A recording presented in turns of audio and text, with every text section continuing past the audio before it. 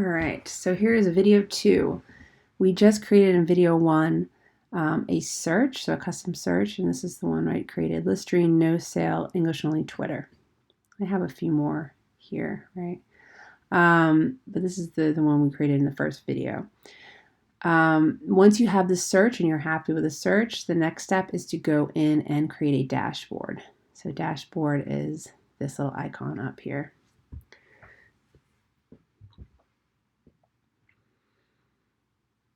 And you'll see when you come in here, if your team has created any dashboards, they're available for you here.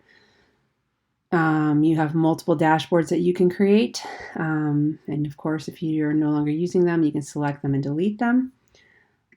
If you want to create a new one, just down here is the purple plus button to create a new dashboard. And again, you can create a dashboard using one of these sort of predefined ones. You always have the ability to change them, add more widgets and things. Or you can create a custom dashboard which starts you off with just nothing. I prefer personally to start with one of these, and I tend to really like this one, Analyze, over the others. So go ahead and build dashboard. And whenever you create a dashboard, it's going to ask you to link it to a search. So again, you need to have a search first. So my primary search is going to be this one I just made, Listerine, no sale, English, no Twitter. And you give it a name, and I'm going to give it a name that makes sense. So Listerine, maybe I'll put my name on it so my classmates know, right? There's a couple ways to do this, especially if you guys are looking at maybe different timelines, like before an ad campaign and after an ad campaign. You might want to create a dashboard that maybe is Nike, before, Nike after, or Dunkin' before, Dunkin' after, or even put the dates on it that you're looking at. That might be another way if you're creating multiple dashboards. But this is how I'll do this one now. Create dashboard. And again, by default, this is what the Analyze one looks like. It's showing you the amount of chatter, how many, again, comments, I guess, on a daily basis Listerine the search has had. This is only the past week. This shows you where the comments are coming from. This one shows you the top sources. Remember, we took Twitter out, so that's why there's so few here. But you can see the top sources of where they're coming from. This one over here is showing you the trending themes. Okay. Listerine tabs, alcohol, bad breath. And this is a sentiment analysis, so showing you the positive to negative. So overall, Listerine is doing pretty good. Could be better. There's a lot of negative, it says. So 52 divided by, 39 over 52 for negative. We have neutral here as well. So you can actually change these. I'll show you in a second to get percentages pretty easily. But the point being is it got a little more positive than negative, but it's not overwhelming. So by default, it's going to give you the last week of data. Again, you can go back as far as you want. You can go back, as far as you want, up to a year. Let me rephrase that. So now I have a year's worth of data. And this up here is going to control all of the dashboards widgets. These are individual widgets. Unless you go in and change it for each individual widget, which you can do. But otherwise, it's going to be this date range up here. And as you can see here, this is crazy. Listerine, there's a big spike over here. Again, as I noted, you can identify what day that is.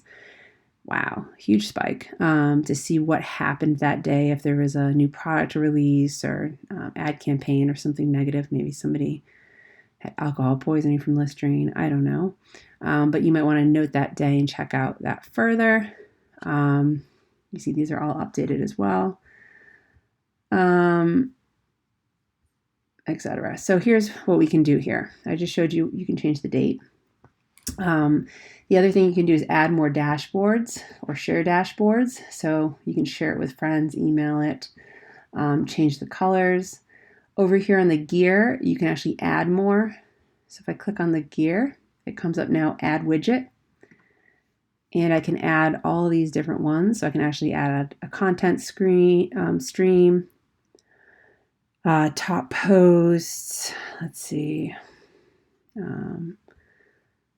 top locations was already there, top posters. So if I want to identify people who are sort of influencers on this topic, that would be one. Not really too relevant for this class. But these are, again, different ones I can put in. Now let's say that you were, again, doing a sort of pre-post thing. You want a specific date. So I don't remember when Dunkin' Donuts changed their name to Dunkin', right? But let's use that one as an example. I know I don't have a Dunkin' search, but let's just pretend. So pretend I'm Dunkin' Donuts and I want to see how things have changed before and after the name change went into effect. Again, I could create a whole other dashboard and just change the date ranges, which is what I personally probably would do. But you could also just go in and create different widgets within one dashboard. So let's say I want to see total social posts. Let's see. Or sentiment. Let's do sentiment, I guess. So sentiment, I can add to dashboard. Now you see this popped up, so I have to choose a date range. So by default, it's going to put the date range I have up here. But again, what I want to do is I want to create sort of a pre and post. So let's pretend, again, I know this is not Dunkin' Donuts, but let's pretend, let's see, Dunkin' Donuts announced the name change. Let's say they announced it on the 10th. I think it was a different date, but let's pretend again. So I want to maybe check out August 1st through the 9th. So up until, August 1st, and then ending on the 9th. So this, again, just bear with me and pretend that the change happened on the 10th. So this represents the time period or a time period before the name change was announced. Okay. And I can hit apply. And then I have to also then again go in and choose my search.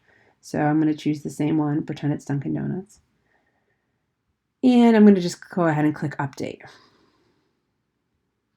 Okay, so now this is actually showing me the sentiment from August 1st to October 9th. So again, my hypothetical example of the time before the name change. And I can go ahead and I can rename this one. So it's just called sentiment right now, but for the sake of my teammates, I might say sentiment before name change update. Okay. And then over here, I have this other sentiment one, so I can go in and change this one. And I can make it sentiment after name change. And again, it's pulling the right search, so I'm good. The one thing I do have to change is the date range though here, right? Because I want it after the name change. So now I'm going to go in and I'm going to choose, I said the date that I'm making up for this example is the 10th. So the 10th through today. And I'm going to go ahead and update. So now this is sentiment after name change. This is sentiment before name change. And you will probably note that they're different charts. Okay, if I want them both to be this like donut chart, I simply could go into this widget and change the chart type right here. So instead of a bar, I would like the donut, please. And now, within the same dashboard, I can just quickly compare before and after. If I want, I can actually move them next to each other so I can see them a little bit better. And I know because I'm not using Dunkin' Donuts, it doesn't really seem to be a difference. But hopefully, I would think there would be a difference, or I guess not hopefully, for Dunkin' Donuts' sake, maybe people are, shows that they just changed the name, but there wasn't a lot of backlash. But the point being is that this one, again, represents the time before the name change, and this one is after. So again, you can create this dashboard that has these multiple widgets in it for time ranges. Those of you who are doing different brands, let's say, right? So maybe you want to compare Nike versus Adidas, same thing, or very similar. So you could use the same date range, but this one is going to be Nike. And let's pretend that this is a search for Nike. So update. And this one right here is going to be, I spelled Adidas wrong, Adidas. And you're going to pick, let's say, again, for the sake of this example, let's say that's Adidas, right? So now you have, again, within the same dashboard, just a quick glance at Nike versus Adidas. So you could create a dashboard all about Nike and a dashboard all about Adidas, or you can do this within one single dashboard. And if you want to take these and you want to export these for your paper, you can do this as well. Let me think here. I think you actually have to go in and click on it. So hold on a minute. So when this is the one thing that might kind of trip you guys up, is typically when you go over the widgets, it will let you show like a little arrow up here that makes it interactive, and it's not appearing for me right now. And you might say, oh my goodness, how come that arrow's gone? Well, if you remember, we were in this sort of add a widget function. So you have to save the dashboard first. Once I save it, now when I go over these different widgets, that arrow will appear. So if I wanted to go into Adidas, click on the arrow, now I can do things like export. I can take a screenshot of this to put in my paper. I can here just actively change it from a donut or whatever to a pie, or change it to a line graph. So showing sentiment on a daily basis. So you can do all of these things, again, by simply clicking on any of these widgets and pulling it up. And sort of the next part for you guys is to set up these dashboards, set up these widgets, and then you can start exploring a little bit more. So again, this is, in my example now, it's Nike, right? I know it's not Nike down here, but you would then go in and say, okay, well, what is going on that's negative about Nike? You can click on negative, and it will now bring up all the negative posts, or what it has classified as negative. And you can go ahead and you can read these through to understand what it is that people are saying that's negative about Nike. Why are they upset? Make some notes, grab some example quotes.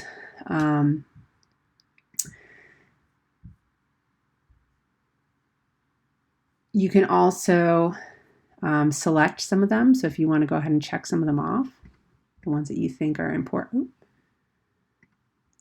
and you can go ahead and you can do a few things with them. You can tag them. So maybe you see a theme of, this one is about, I don't know, backlash or something. Hit OK, and now these are tagged in a certain way. Or you could click this and you could share them. So you can actually share these specific ones that you found that, again, kind of have that same theme going on. So a few ways you can do this. You can also take all these results and you can export them. So you can export all the data.